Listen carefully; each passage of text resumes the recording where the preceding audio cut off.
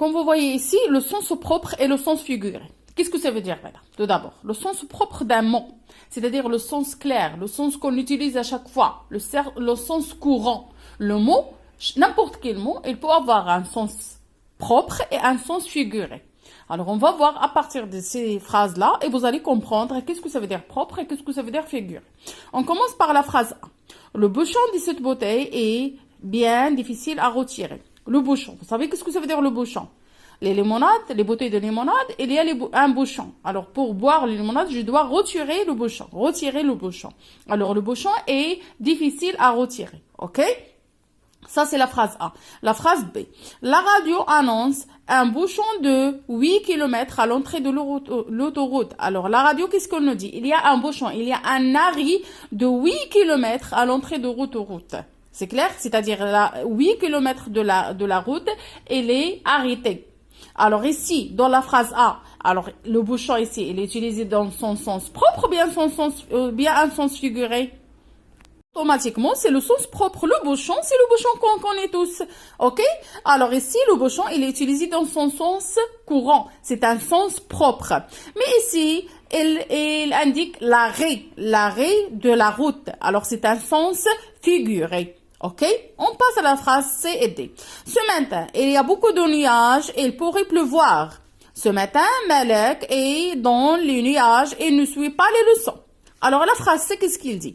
Qu'il y a beaucoup de nuages. Vous savez les nuages qui se trouvent dans le ciel. Alors il pourrait pleuvoir. C'est bon, jusqu'à ici, la phrase est claire. Le mot nuage est utilisé dans son sens courant. Oh bon, c'est bon? Ce matin, Malek est dans le nuage. Il ne suit pas. Alors, qu'est-ce que ça veut dire Malek est dans le nuage? Il est sur le nuage. Il vole avec le nuage. Non, mais c'est-à-dire qu'il ne suit pas. Il est en train de penser à quelque chose. Il n'est pas là. Sa tête n'est pas là. Il n'est pas concentré. Alors, ici, nuage est utilisé dans un sens qui est propre, dans son sens propre. Nuage ici, il est utilisé dans le sens figuré. OK? Maintenant, phrase E.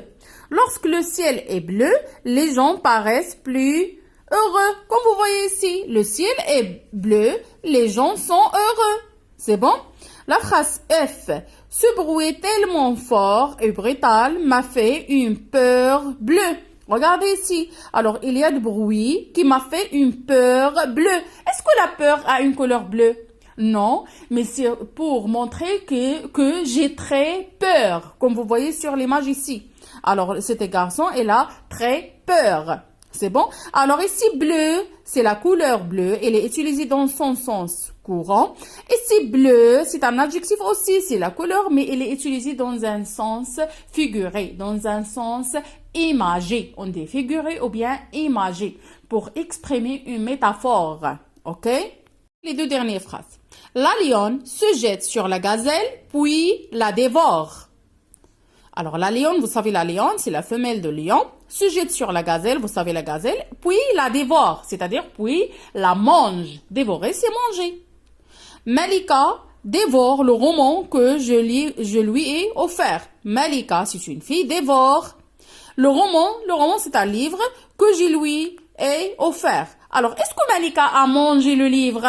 Non, mais ici dévore, c'est-à-dire qu'il a commencé à lire sans arrêt. Alors, il est utilisé dans un sens figuré, dans un sens imagé. C'est comme s'il mange. Il commence à lire le roman, c'est comme s'il mange. C'est clair? Alors, le lion se jette sur la gazelle et puis la dévore. Dévorer ici, il est utilisé dans un sens qui est propre, qui est courant. Ici, Malika dévore le roman que je lui ai offert, c'est un sens figuré.